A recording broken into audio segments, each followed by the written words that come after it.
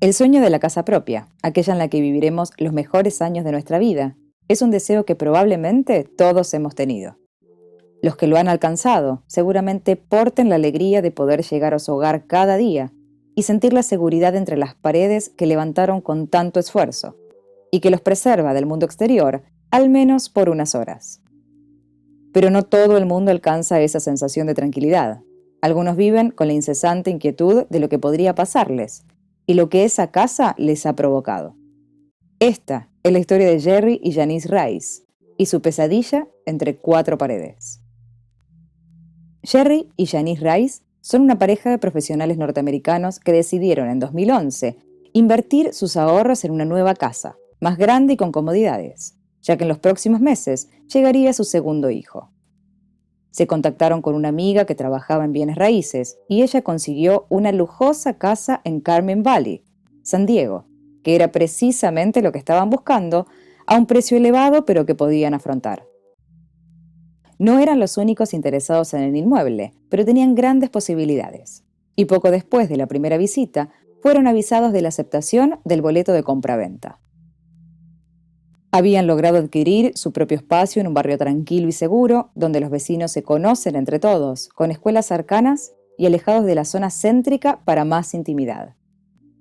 Compraron la casa por $779,000 y en pocos días iniciaron la mudanza porque tenían mucho que acomodar antes de la llegada de la beba.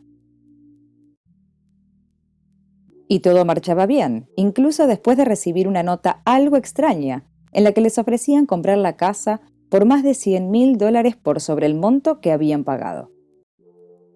No le dieron importancia al punto que no atendieron al nombre que figuraba en la firma de la misma y siguieron con la organización de su hogar, que, por sus dimensiones, era una tarea más que complicada. Tiempo después, ya instalados y acostumbrados a la nueva rutina, vieron casi de casualidad que su casa figuraba a la venta en un sitio web y volvieron a llamar a su agente de bienes raíces y amiga para consultar si había un error al respecto. Lo cierto es que ella no estaba enterada de la situación y buscó el nombre del responsable de aquella publicación, un tal Jack, a quien no conocían. Lograron en unas semanas arreglar ese problema, creyendo que había sido algún error en el servidor, o quizás un estafador que pretendía hacer de las suyas con posibles compradores. Pero se quedaron tranquilos al ver que el anuncio ya no existía en la web. Un mes más tarde le llegó una gran cantidad de revistas a las que supuestamente estaban inscriptos, además de productos de control de enfermedades urinarias, y hasta una invitación para todo el barrio de una fiesta de Navidad en su casa. Todos estos sucesos eran totalmente desconocidos por la pareja, que no tenía intención de recibir absolutamente nada, menos aún a los vecinos en una fiesta que no tenían en mente hacer, principalmente porque no los conocían aún. Allí comprendieron que vivir en esa casa era un problema más que una solución, y entonces se dieron cuenta que alguien estaba intentando generarles esa sensación de incomodidad en su propio hogar, ese que tanto les había costado conseguir. Pensaron que alguien tenía intenciones sobre la casa, pero ¿quién se tomaría ese trabajo? Y pronto lo descubrirían. Llegó febrero y con él San Valentín, y Jerry recibió a varios de sus vecinos furiosos, que golpeaban la puerta de su casa esperando explicaciones sobre el por qué había enviado tarjetas de amor a sus respectivas esposas. Jerry y Janice no entendían absolutamente nada, hasta que vieron que las tarjetas eran reales y que no solo las tenían los vecinos más cercanos, sino prácticamente todas las mujeres casadas del barrio. Les explicaron a cada uno de los maridos que se acercó a su domicilio que alguien los estaba acosando y que no solo no sabían quién era, sino que tampoco comprendían esos extraños métodos. Y por suerte, al menos para la integridad física de Jerry, le creyeron. Pero las cosas no quedarían ahí. El matrimonio decidió poner rejas y cámaras de seguridad, las que chequeaban casi de manera constante. Jerry alcanzó tal grado de obsesión y miedo con el tema que solía despertarse a chequear que las puertas estén cerradas, que sus hijos estén bien, así como su mujer, que nadie estuviera espiando por fuera de la casa, o que no llegase una nueva amenaza. Esta no tardó en llegar y era más de lo que podían predecir.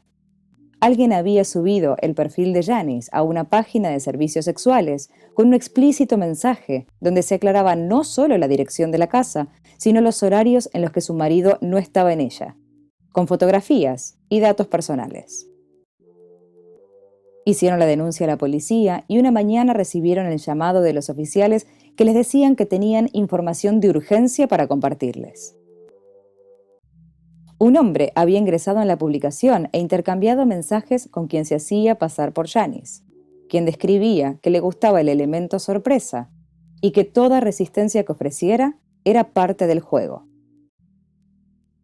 Y fue precisamente en ese momento en que ataron todos los cabos. La primera carta que habían recibido, quizás el elemento más inofensivo hasta el momento, tenía una firma y un medio de contacto. Esa persona era Kathy Rowe, a quien inmediatamente buscaron por redes sociales y a quien recordaban con bastante terror por haberla visto frente a su casa con su hija, pidiendo dulces la noche de Halloween. Kathy Rowe era una mujer de unos 55 años, viuda con una hija discapacitada, empleada de una institución estatal y que había recibido años antes el premio a la Madre del Año por el desempeño y dedicación con su hija. Pero a pesar de todas esas buenas referencias, sabían que ella había visitado la casa, probablemente había estado espiándola, y peor aún, se hacía pasar por Janice a la hora de concretar encuentros sexuales con hombres desconocidos, en los horarios en los que estaban sus hijos, pero no su marido. Sherry recordó luego que en una oportunidad, y gracias al cambio de jornada laboral, estaba en su casa el día que un hombre tocó la puerta y algo nervioso le dijo que vendía productos de manera ambulante.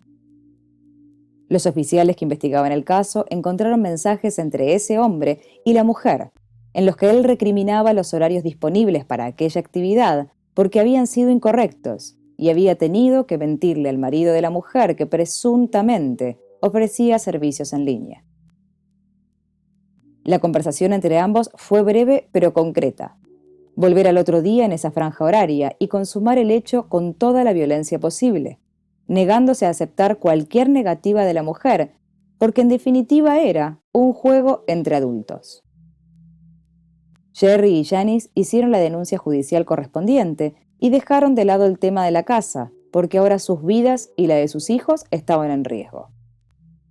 Por su parte, Kathy Rowe fue interrogada y explicó que hizo todo eso producto de una gran depresión al perder la casa de sus sueños, como la llamó, y como manera de molestarlos y hacerles bromas, pero sin intención de que salieran lastimados de ninguna manera.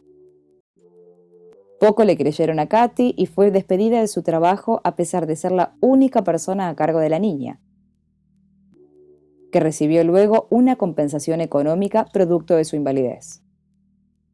Para Kathy, todo aquello era simplemente divertido, una manera de hacerles pagar la posesión de su casa, por lo que inicialmente enfrentó una pena de 9 años de prisión por acoso, aunque rebajaron su condena por las necesidades que tenía su hija, y finalmente fue sentenciada a 1 año de confinamiento en su hogar, con monitoreo por medio de una tobillera electrónica, más otros 5 años de libertad condicional y unos 10 de prohibición de acercamiento y contacto con los Rice de al menos 1 milla de distancia.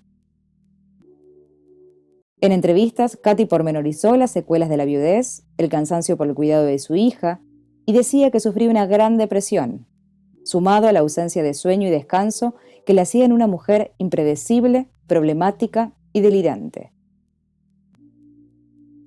Se defendió cada vez diciendo que no pretendía causar daño alguno, y remarcó la importancia que esa casa tenía desde el momento en que la vio, porque sencillamente no podía imaginarse criando a su hija en otro lugar que no fuera el hogar de los Rice.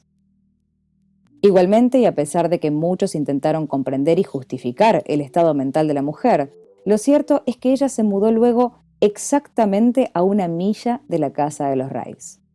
Lo suficientemente lejos para no quebrantar la ley, pero lo más cerca que pudo para tenerlos probablemente en la mira, por si la casa llega a estar disponible en algún momento.